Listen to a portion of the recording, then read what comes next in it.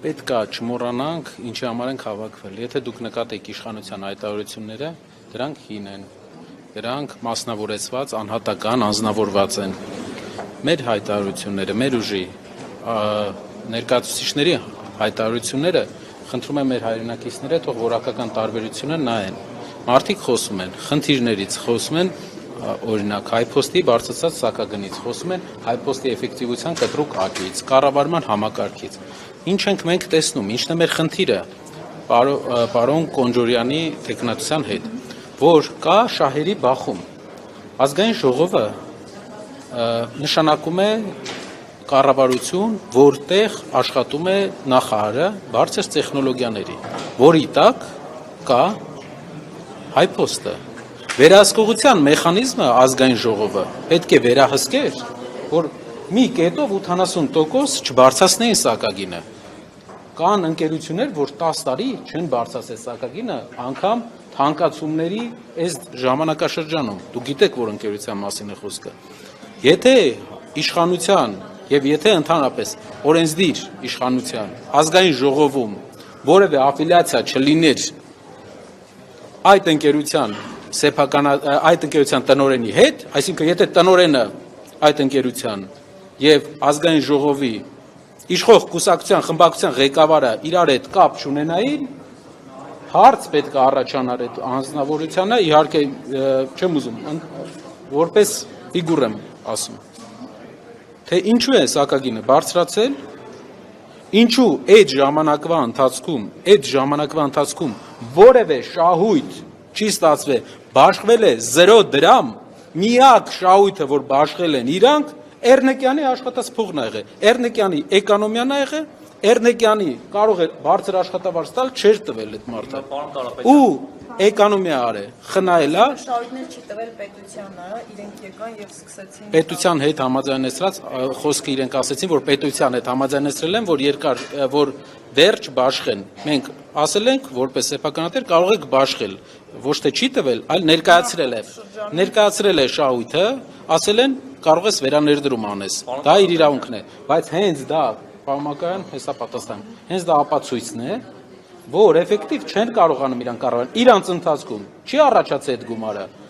Այն դեպքում, երբ որ այդքան բարձրացրել են սակագինը, իսկ այն մարդկանց, ում ես անձամբ ազնիվ խոսք չեմ ճանաչում, անձնական շփում չունեմ, բայց էֆեկտիվությունը մենք տեսնում ենք։ Խոսվում է կառուցողական աշխատանքի մասին, իրար չվիրավորելու, չհայոյելու, բայց տեսնում եք, օրինակ Կարոն Շախոյանը 2 օր է այսպես սադրում է սուր ելույթներ ունենում, հիշեցնում է ձեր հետ կապված ինչ-որ դրվագներ։ Հիմա դուք պատասխանում եք սրան նույն ոճով պատասխանել կամ ոնց եք արձագանքում, ու ոնց եք գնահատում Ռուբինյանի առաջարկությունը եւ որոշ թիմակիցների հակառակ պահվածքը։ Կարծում եմ մեր ժողովուրդը արդեն այդ կոնսենսուսին եկել է։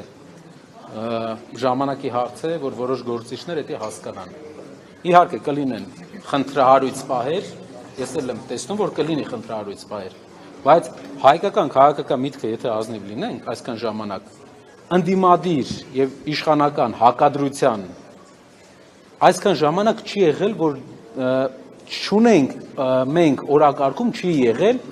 քաղաքակիրթ հակադրության օրակարգ դեռ։ Այսինքն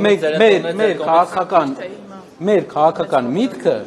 նոր է պատասխանում այդ հարցին, թե ինչպես պետք է սուր ընդդիմությունը եւ իշխանությունը, որը էֆեկտիվ չէ մեր կարծիքով, իրար հետ շփվեն առանց մարդկանց հիասթափեցնելու իրենց լեքսիկոնի համար։ Մեր ժողովուրդը բոլոր մեր այցելությունների ժամանակ ազգային ժողովից երբ հարցրել ենք, ասել են այդ խոսույթ չի, մեր երեխաներն են նայում, դա մեր երկրի վարքագծային օրինակ չի։ Մենք ուզում ենք մի բանի մասին ենք խոսալու, մնացողը բոլորը անցողիկ է, մարդկանց կյանքը փոխելու կետ առ կետ։ Պարոն Կարապետյան, սահմանադրությունից եմ ուզում ձեզ հարցնել, Ադրբեջանից կրկին հայտարարություն է հնչել, որ ազդակներ կան, որ Հայաստանում հանրաքվե կլինի։ Իշխանական պատգամավորը քիչ առաջ հայտարարեց, որ դե քանի որ չկա այդ 2/3-ը, ասաց, որ չեն բացառում, որ ընդդիմության շարքերում էլ գտնվել պետականամետ, ինչպես ինքը ձևակերպեց գործիչները։ Որ պետության շահերը սպասարկող Ադրբեջանի, որ կգտնվեն պետականամետ գործիչներ Հայաստանում ընդդիմության շարքերում, որոնք կողմ կքվեարկեն սահմանադրությանը, իշխան Սաղաթելյանը բացառում է իրենց խմբակցությունից սահմանադրությանը կողմնակից անձինք լինեն։ Ուզում եմ նախ ասել, ձեր ֆրակցիայի դիրքորոշումը հնարավոր է ընթացքում փոխվի, եթե արդեն ամբողջական հիմնավորումները ներկայացվի նոր սահմանադրության, եւ երկրորդ հարցը, դուք եթե օրակարգը արդեն առարկայական դառնա, այսինքն նոր սահմանադրության ընդունման շուրջ գործընթացը մեկնարկի, ինչպես եք, եթե իհարկե պայքարելու եք դրա չընդունման դեմ, ինչպես եք պատկերացնում այդ պայքարը, արդյոք կողմ եք, որ լինի ոչին լայնված ճակատ, նաև արտախորհրդարանական ինչ որ գործողություններ, այդ գործընթացը մի փոքր մանրամասն։ Հանրաքվեի անցկացումը պետք է մեր թույլտվությունը, մեր համաձայնությունը։ Ես չեմ տեսնում, որ այսօրվա առաջարկը Ադրբեջանի դա օրինական առաջարկ է մեր երկրի համար։ Իրենք պետք է չորոշեն մեր երկրի սահմանադրությունը ինչպես լինի։ Մենք պետք է գնում ենք խաղաղության պայմանագրին, պետք է ունենանք խաղաղության պայմանագիր, բայց այդ խաղաղության պայմանագիրը պետք է փակի շատ դռներ, մեր ապագա վտանգների դռները։ Եվ կարող եք վստահ լինել, որ մեր բոլոր քայլերը, քաղաքական քայլերը ունենալու են մի ուղղություն, ունենալ խաղաղություն, բայց թույլ չտալ Հայաստանում էթնիկ փոփոխություն։